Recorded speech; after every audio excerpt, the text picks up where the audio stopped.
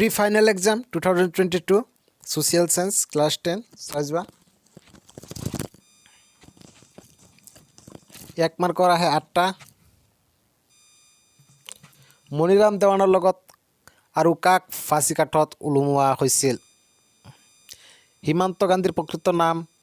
কি কোনটো শুদ্ধ এটো বাছি উলিয়াব লাগে আনসাৰ লিখিব লাগে অপশন দিয়া থাকে ছাত্ৰ সংসদ গঠন কৰিছিল তলৰ কোনটো বিলুপ্ত প্ৰায় প্ৰাণী পৃথিৱীৰ মুঠ মাটিকালি হ'ল বা মাটিকালি কিমান ইয়াৰ পৰা আনসাৰ উলিয়াব লাগে চাৰিটা দিয়া আছে অপশন এচিড বৰষুণৰ সাধাৰণতে সৃষ্টি হয় অপশন দিয়া আছে আনসাৰ কোনটো শুদ্ধ লিখিব লাগে মুদ্ৰাৰ বৈশিষ্ট্যবোৰৰ ভিতৰত তলৰ কোনটো শুদ্ধ নহয় লিখিব লাগে আনসাৰ দিয়া আছে কোনখন ৰাষ্ট্ৰক যুক্তৰাষ্ট্ৰৰ গৃহভূমি বুলি জনা যায় আনসাৰ তলত দিয়া আছে বাছি উলিয়াব লাগে কোনটো শুদ্ধ পাৰ্ট 1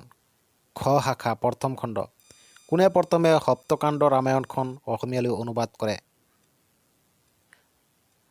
কৰিছিল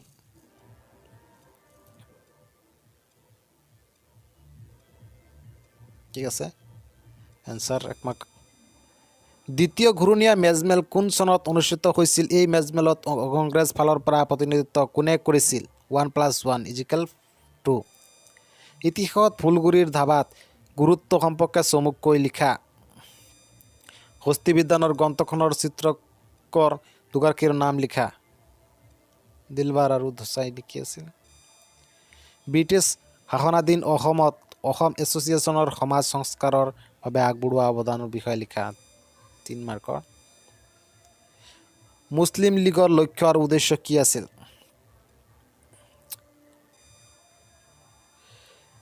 1857 চনৰ বিদ্ৰোহত মনিৰাম দেৱানৰ ভূমিকা সম্পৰ্কে চমুকৈ আলোচনা কৰা অথবা অসমত 1857 পৰা 50 চনৰ বিদ্ৰোহ বিফল হোৱাৰ কাৰণবোৰ আলোচনা কৰা স্বদেশী আন্দোলনৰ সময়ত অসমত কেনেকৈ জাতীয়তাবাদী চেতনাৰ উত্থান হৈছিল আলোচনা কৰা অসমত অসহযোগ আন্দোলনৰ কাৰ্যসূচী কিদৰে ৰূপান্তৰিত কৰা হৈছিল চমুকৈ লিখা অসহযোগ আন্দোলন নেতিবাচক আৰু ইতিবাচক দিশসমূহৰ বিষয়ে চমুকৈ আলোচনা কৰা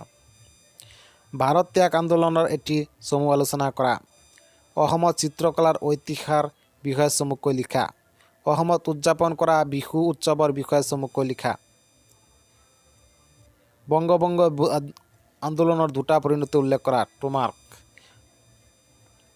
খ অংশ পাৰ্ট 2 অৰ্থনৈতিক ভূগোলৰ সংজ্ঞা লিখা ইয়াৰ বিষয়বস্তু কি 1+1 জল প্ৰদূষণ কি পানী কেনেদৰে প্ৰদূষণ হয় 1+2 = 3 সম্পদ সংৰক্ষণ বুলিলে কি বুজা অসমত জৈৱ বৈচিত্ৰ্য সংৰক্ষণৰ পৰিৱেশ সুৰক্ষাৰ বাবে কাম কৰি থকা দুটা বেচৰকাৰী সংস্থাৰ নাম লিখা 1+2 = 3 স্থলমণ্ডলৰ প্ৰথম অংশটো কি মহাদেশেৰে গঠিত 3 মাৰ্ক অসমৰ প্ৰধান কৃষিভিত্তিৰ উদ্যোগসমূহ কি 2 মাৰ্ক অসমৰ চাহ উদ্যোগৰ বিষয়ে চমুকৈ লিখা 3 মাৰ্ক অসমৰ জনসংখ্যা বৃদ্ধিৰ কাৰণবোৰ চমুকৈ আলোচনা কৰা 4 মাৰ্ক মহাদেশীয় বিস্থাপন সূত্ৰমতে মহাদেশসমূহৰ বিস্তৃতি কেনেদৰে হৈছিল 4 মাৰ্ক অসমৰ এখন মানচিত্ৰ আঁকা আৰু তলত দিয়াবোৰ বহুৱা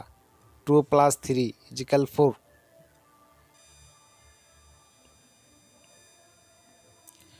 2 মাৰ্ক আঁকিবলৈ আৰু নামকেইটা বহুৱাবলৈ 3 অথবা অসমৰ বনজ সম্পদৰ বিষয়ে চমুকৈ আলোচনা কৰা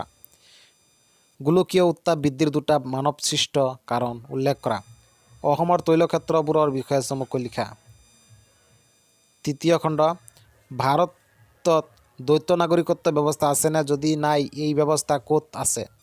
ভাৰতীয় সংসদীয় গণতন্ত্ৰ আৰু ইংলেণ্ডৰ সাংসদীয় গণতন্ত্ৰৰ মাজত দুটা পাৰ্থক্য উল্লেখ কৰা বিশ্ব শান্তিৰ বাবে ৰাষ্ট্ৰসংঘই লোৱা দুটা পদক্ষেপ উল্লেখ কৰা ৰাষ্ট্ৰসংঘৰ নিৰাপত্তা পৰিষদৰ এটি চমু বিৱৰণ দিয়া বিনিময় প্ৰথাৰ অসুবিধাসমূহ কি কি?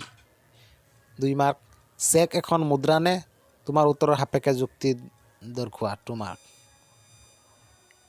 চেক এখন মুদ্ৰা নহয়। নীতি আয়োগ কি? ই কেতিয়া গঠন হৈছিল আৰু ইয়াৰ অধ্যক্ষ কোন? 1+1+1